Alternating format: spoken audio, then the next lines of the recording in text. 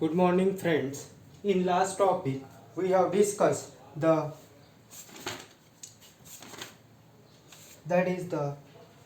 subset. In last lecture, we have discussed the subset. In further, we have to discuss the supersets, proper subsets, equal sets, and equivalent sets. In this lecture, we have to discuss the roster method or tabular method. Some student has asked me the question, please sir, repeat the roster method or tabular method.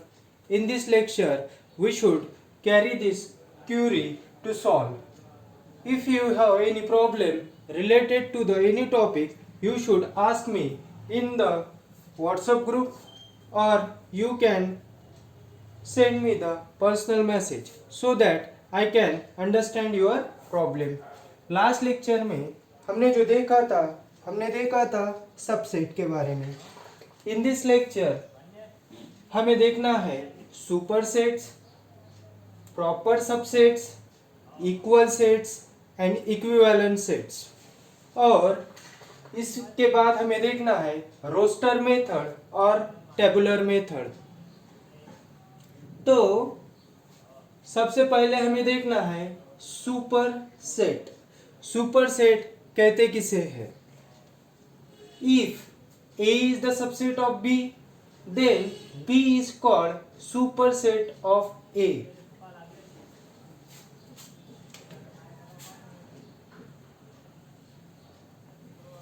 ये जो super set का जो concept है, मतलब इससे पहले आपने देखा था सबसेट. सबसेट में क्या कहा था? Suppose A is the element which has the element 1 2 3 and B is the set which has the number 1 2 3 4 5. जो एलिमेंट यहाँ पे प्रेजेंट है सेट ए में, वही से एलिमेंट सेट बी में भी प्रेजेंट है, लेकिन उसके बाद यहाँ पे और एलिमेंट भी प्रेजेंट है जैसे 4 and 5.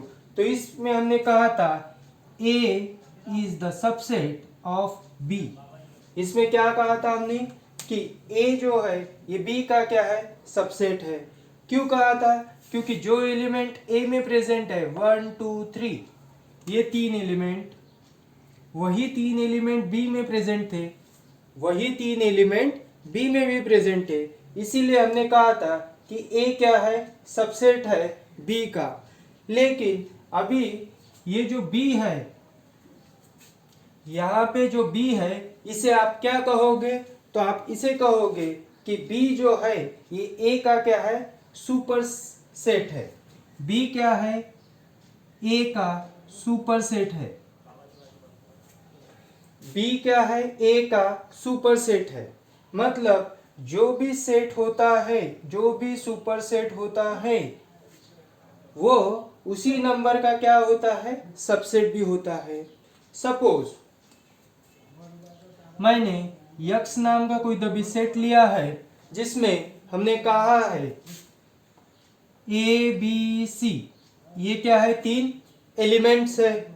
उसके बाद मैंने दूसरा सेट लिखा है वाई, और वाई में भी लिखा है ए बी सी डी. तो आप कहोगे कि यक्स क्या है? X is the subset of Y. X क्या है? y का सबसेट है. लेकिन अगर आपको पूछा जाए कि y और x में क्या रिलेशन है, ये तो आप जान चुके हो कि x क्या है? y का सबसेट है. सबसेट हमने क्यों कहा था? क्योंकि जो एलिमेंट्स x में प्रेजेंट है a b c, वही एलिमेंट y में भी प्रेजेंट है. इसीलिए हमने कहा था कि x क्या है? y का सबसेट है. लेकिन इसको आपको दूसरे डेफिनेशन से अगर पूछा जाए कि y ये x का क्या है, आप कह रहे हो कि x ये y का सबसेट है, लेकिन मैंने ये पूछा है कि y x का क्या है, तो इसमें आप लिखोगे कि y क्या है? सुपर सेट है. y क्या है? सुपर सेट है. किसका सुपर सेट है? x का सुपर सेट है.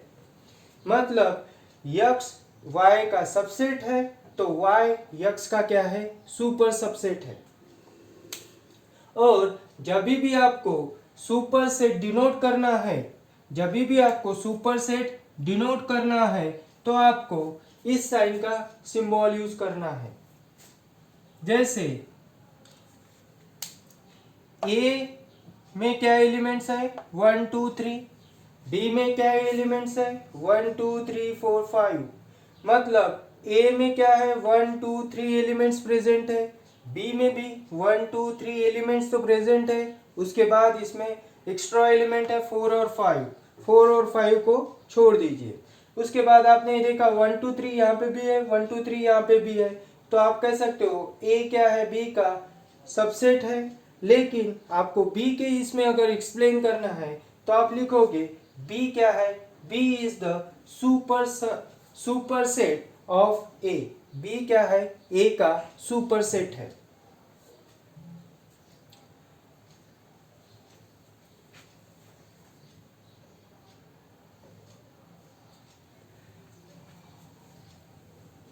और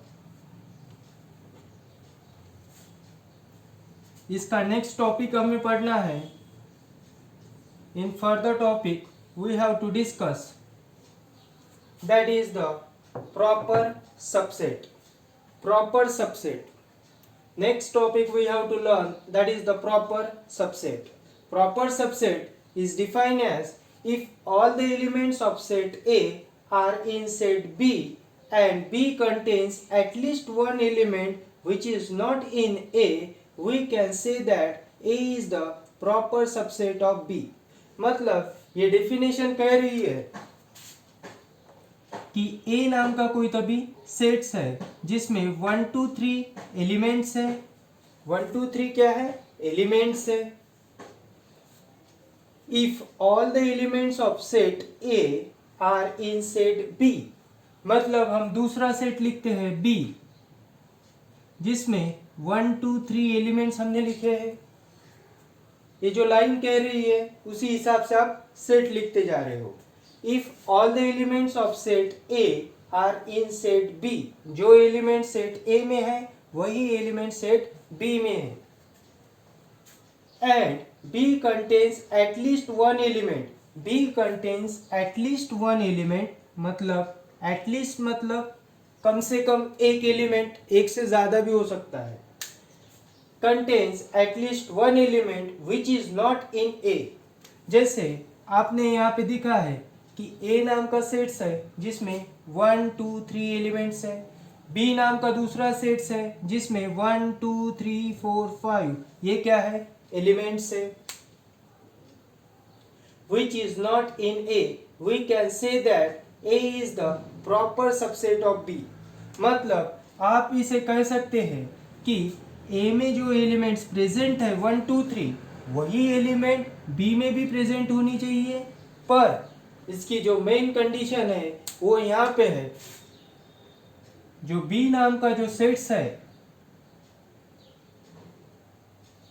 B नाम का जो सेट है उसमें एटलीस्ट वन एलिमेंट क्या होना चाहिए, सेट ए से ज्यादा होना चाहिए या डिफरेंट होना चाहिए। जैसे यहाँ पे लिखा है 4 और 5 contains at least one element which is not in set A.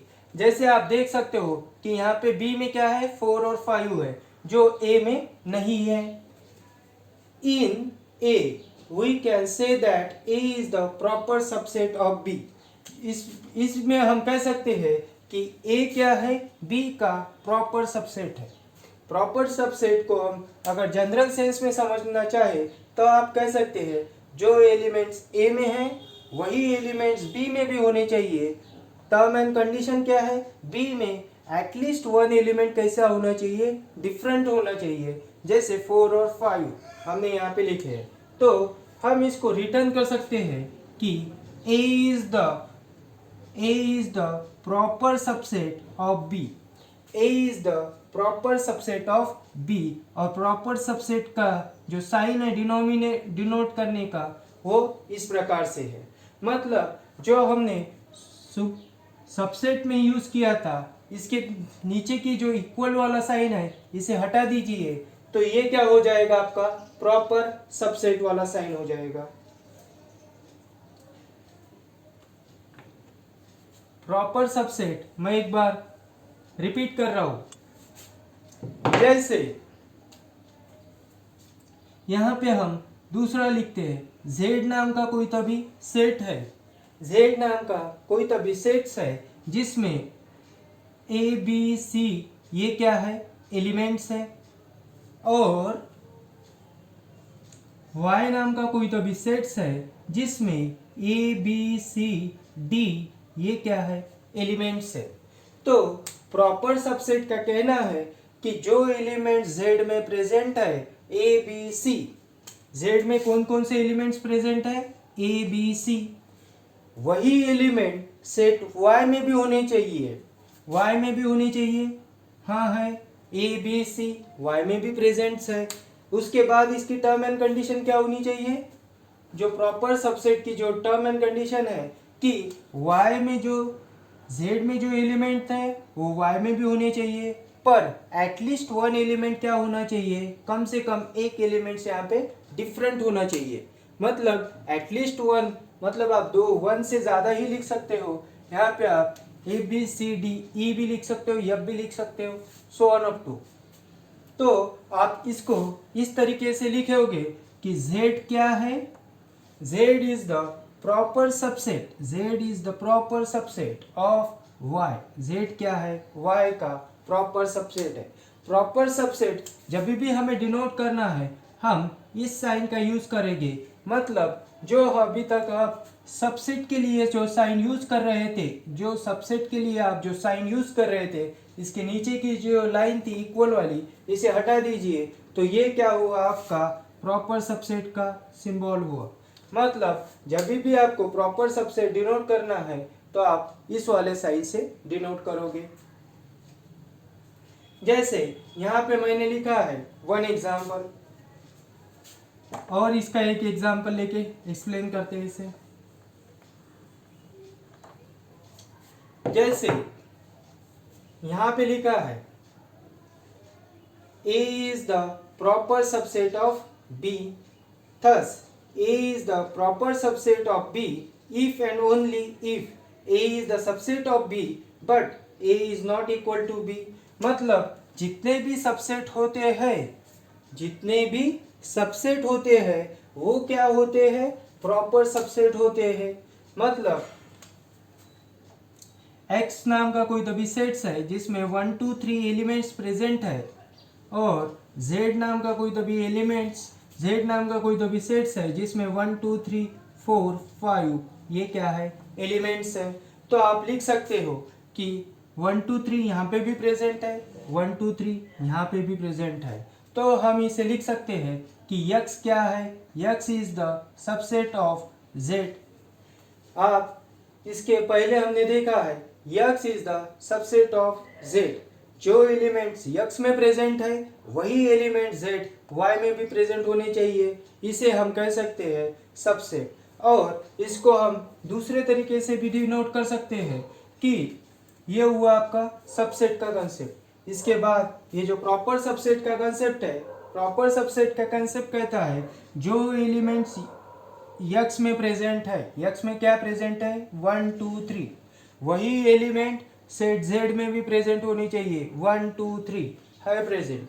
तो इसका नेक्स्ट कंसेप्ट कैसा है कि z में वही एलिमेंट प्रेजेंट होने चाहिए जो x में है, लेकिन z में इसके डिफरेंट भी एलिमेंट प्रेजेंट होने चाहिए। एटलीस्ट आपको वन एलिमेंट डिफरेंट होना चाहिए। आप यहाँ पे देखोगे कि 4 और 5 यहाँ पे डिफरेंट है, तो आप लिखोगे कि x क्या है, x is the proper subset of z y, x is the proper subset of set z।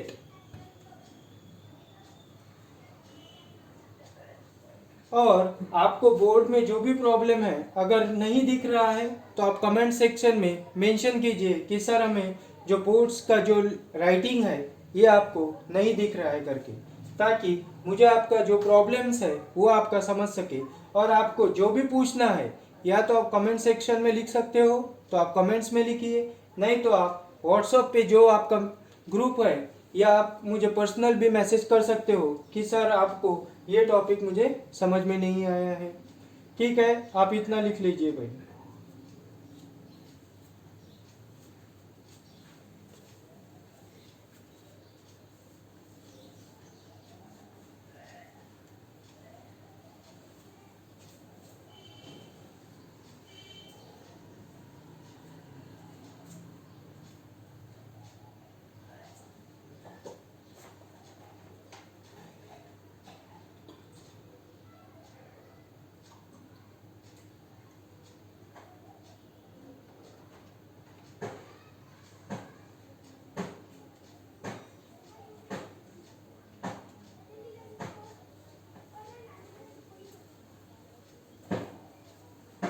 मतलब आप यहाँ पे एक प्रॉपर्टी लिख सकते हैं कि जितने भी सबसेट होते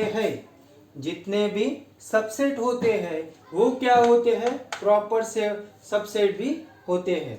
मतलब जो भी आप इसको ये भी लिख सकते हैं A is the subset of B, या आप इसे ये भी लिख सकते हैं कि A is the proper subset. मतलब जो यहाँ पे प्रेजेंट है वही यहाँ पे प्रेजेंट है, तो इसे हम प्रॉपर सबसेट भी कह सकते हैं। उसके बाद हमें देखना है इक्वल सेट्स। इक्वल सेट, ये जो वर्ड है इक्वल, इसी से आपको समझ में आ गया होगा कि इक्वल सेट का मीनिंग क्या है। जैसे इक्वल सेट कहते किसे हैं, ए नाम का कोई तभी सेट है जिसमें ए बी सी ये एलिमेंट्स है, और दूसरा सेट है जेड, इसमें भी क्या एलिमेंट्स है, ए बी सी। तो आप इसको क्या कह सकते हैं कि सेट ए में जो प्रेजेंट है ए बी सी, वही एलिमेंट्स सेट जेड में भी प्रेजेंट है ए बी सी। इसका मतलब हुआ कि set A and set B are equal. Set A और सेट जेड ये क्या है, इक्वल है। इसकी डेफिनेशन है इक्वल सेट्स की, if two sets are said to be equal if they contain the same element. मतलब जो एलिमेंट सेट ए में है वही एलिमेंट सेट जेड में भी होने चाहिए। तो आप इसे कह सकते हो कि two sets are said to be equal, मतलब set A is equal to set Z. जो एलिमेंट सेट ए में है वही एलिमेंट सेट जेड में है, तो उसे आप कह सकते हैं कि two sets are said to be equal. If two sets A and B are equal if and only if A is the subset of B and B is the subset of A, it is denoted by A is equal to B।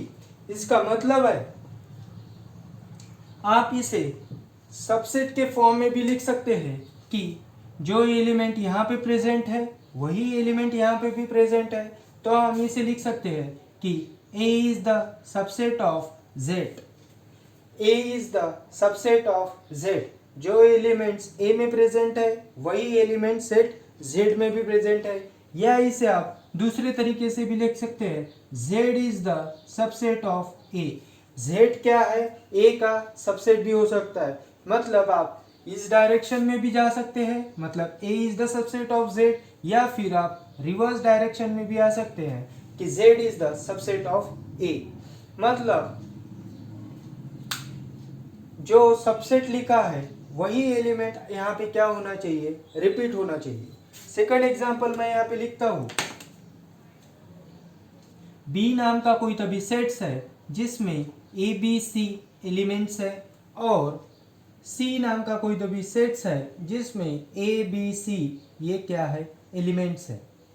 तो आप कह सकते हो कि A B C B set में भी present है और सेट सी में भी क्या है, A B C elements present है। तो हम कह सकते हैं कि B is the subset of C. B क्या है, सी का सबसेट है। B is the subset of C. और आपको ऐसा भी लिख सकते हैं कि C is the subset of B.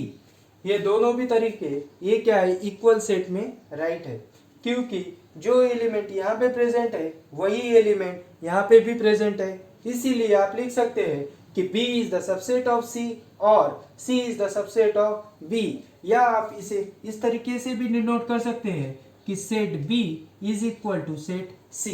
Set B में और सेट C में क्या है, इक्वल एलिमेंट्स प्रेजेंट है। उसके बाद हमें देखना है इक्विवेलेंट सेट। इक्विवेलेंट का मतलब क्या होता है, equivalent means both are in equal quantity. Equivalent, if student A got example, student A got 300 marks and student B got 300 marks। Student A को 300 मार्क्स मिले, स्टूडेंट बी को भी 300 मार्क्स मिले। तो आप कह सकते हो कि ये दोनों भी कैसे है, इक्विवेलेंट है, मतलब बैलेंस है। तो इसकी जो डेफिनेशन है इक्विवेलेंट सेट की, two finite sets A and B are said to be equivalent if number of elements in set A is equal to number of element in set B. Two equivalent set हम तभी कह सकते हैं, वो कैसे set होने चाहिए, finite set होने चाहिए। मतलब जो रोस्टेड फॉर्म में जो हम सेट लिखते हैं वो कैसे होते हैं, फाइनाइट सेट होते हैं। या सेट बिल्डर फॉर्म में भी जो आप सेट लिखते हो वो फाइनाइट डेफिनेशन में होना चाहिए।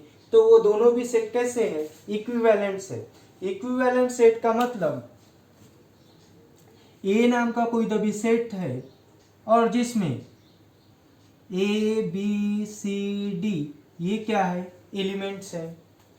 ए नाम का कोई भी सेट्स है जिसमें ए बी सी डी ये क्या है, एलिमेंट्स है। उसी प्रकार बी नाम का कोई भी सेट है जिसमें दूसरे एलिमेंट्स प्रेजेंट है, 1 2 3 4।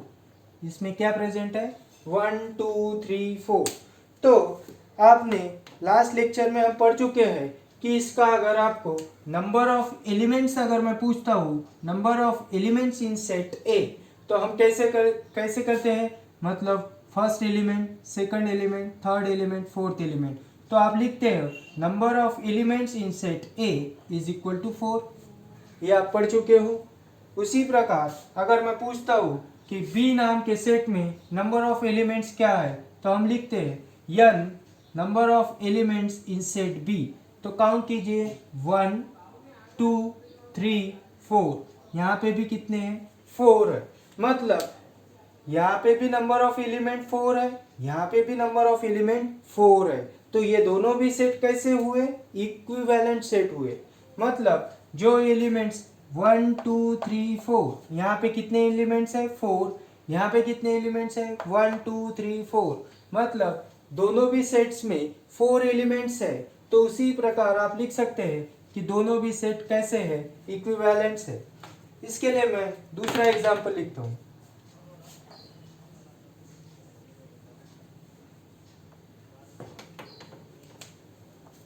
सी नाम का कोई भी सेट है जिसमें $5 परसेंटेज और @ है, और ए नाम का कोई भी सेट है जिसमें Z C X Y ये एलिमेंट है। तो सी नाम के सेट में क्या क्या प्रेजेंट है, 5 यस परसेंटेज @ और ए नाम के सेट में क्या प्रेजेंट है, Z C X Y। तो हमें लिखना है कि नंबर ऑफ एलिमेंट्स हमेशा डिनोट किया जाता है स्मॉल n से, और number of elements in set C is equal to, count कीजिए इसमें कितने एलिमेंट्स है, 1 2 3 4। यहाँ पे कितने एलिमेंट्स हैं, 4। उसी प्रकार आप काउंट कीजिए number of elements in set A. Number of elements in set A में कितने हैं, 1 2 3 4। तो नंबर ऑफ एलिमेंट्स यहाँ पे भी 4 है और नंबर ऑफ एलिमेंट्स यहाँ पे भी 4 है। तो दोनों सेट कैसे हुए, इक्विवेलेंट हुए या फिर इक्वल हुए। तो यहाँ पे आपको लिखना है, ये जो यहाँ पे नोट करके एक लिखा है कि जो 2 सेट्स इक्वल रहते हैं, जब भी 2 सेट्स इक्वल रहते हैं वो कैसे रहते हैं, इक्विवेलेंट सेट रहते हैं। मतलब ए नाम का कोई तभी सेट्स है जिसमें 1 2 3 एलिमेंट्स प्रेजेंट है, बी नाम का कोई तभी सेट्स है जिसमें 1 2 3 एलिमेंट्स प्रेजेंट है। तो ये दोनों सेट कैसे हैं, इक्वल है। मतलब जो इक्वल सेट्स होते हैं वो कैसे होते हैं, इक्विवेलेंट सेट होते हैं। मतलब जो भी सेट्स इक्वल है वो इक्विवेलेंट सेट्स है। पर equivalent sets need not be equal. यहाँ पे जो एलिमेंट्स हैं वही एलिमेंट्स यहाँ पे भी है, तो इसे हम कहते हैं इक्वल एलिमेंट्स। या इक्वल सेट। जो एलिमेंट्स यहाँ पे है वही एलिमेंट्स यहाँ पे है, इसे कहा जा सकता है इक्वल सेट्स। और क्योंकि इक्वल सेट हम पढ़ चुके हैं कि दोनों में भी कैसे होना चाहिए, एलिमेंट्स सेम होना चाहिए इक्वल सेट्स में। और इक्विवेलेंट सेट में क्या होना चाहिए, नंबर ऑफ एलिमेंट्स जो है वो सेम होना चाहिए। सपोज मैंने Z नाम का एक सेट लिखा जिसमें ABC ये एलिमेंट्स लिखे और X नाम का सेट लिखा जिसमें 1 2 3 लिखा। तो इक्वल सेट में क्या है, इक्वल सेट में जो एलिमेंट सेट A में है वही सेट B में भी होना चाहिए, उसे कहा जा सकता है इक्वल सेट। लेकिन इक्विवेलेंट सेट तभी कह सकते हैं कि यहाँ पे जो एलिमेंट्स प्रेजेंट है 1 2 3 वही एलिमेंट्स यहाँ पे प्रेजेंट होने चाहिए। नंबर ऑफ एलिमेंट्स की बात कर रहा हूँ, मतलब 1 2 3 और यहाँ पे भी 1 2 3। मतलब जब भी आप इक्विवेलेंट सेट की बात करोगे तो आप नंबर ऑफ एलिमेंट्स में जाओगे। इसके बाद हमें देखना है रोस्टर मेथड और टेबुलर मेथड, जो आप पढ़ चुके हो, लेकिन कुछ स्टूडेंट को यहाँ पे दिक्कत है, इसीलिए इस टॉपिक को हम रिपीट कर रहे हैं। रोस्टर मेथड और टेबुलर मेथड। रोस्टर मेथड और टेबुलर मेथड ये सेट रिप्रेजेंटेशन की एक मेथड है। और रोस्टर मेथड में जैसे बी नाम का सेट्स है जिसको हम लिख सकते हैं ABCD। रोस्टर फॉर्म में जब भी आप एलिमेंट्स लिखोगे इन दो एलिमेंट के बीच में क्या होना चाहिए, कॉमा होना मस्ट है। और उसके बाद ये जो एलिमेंट्स है ये कर्ली ब्रैकेट्स भी होना जरूरी है। In roster method the elements are listed. Elements कैसी होनी चाहिए, एलिमेंट्स की लिस्ट होनी चाहिए। लिस्ट होनी चाहिए जब भी आप लिस्ट लिख रहे हैं, या सी नाम का सेट्स है जिसमें Monday Friday day of week अगर आप लिख रहे हैं रोस्टर मेथड में तो आपको यहाँ पे कॉमा लगाना मस्ट है। और ये जो कर्ली ब्रैकेट्स है ये भी लगाना मस्ट है। रोस्टर मेथड ये हमेशा लिस्टेड मेथड है, मतलब यहाँ पे लिस्ट की जाती है।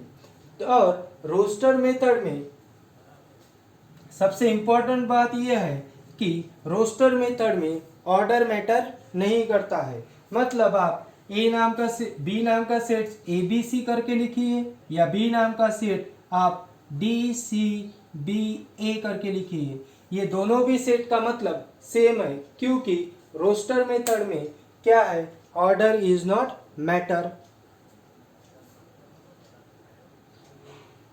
ठीक है फ्रेंड्स, और आपको जो भी प्रॉब्लम्स है आप कमेंट्स में लिखिए या फिर व्हाट्सअप कीजिए, मेरे पर्सनल नंबर पे भी कर सकते हैं आप। ठीक है, हैव अ गुड डे।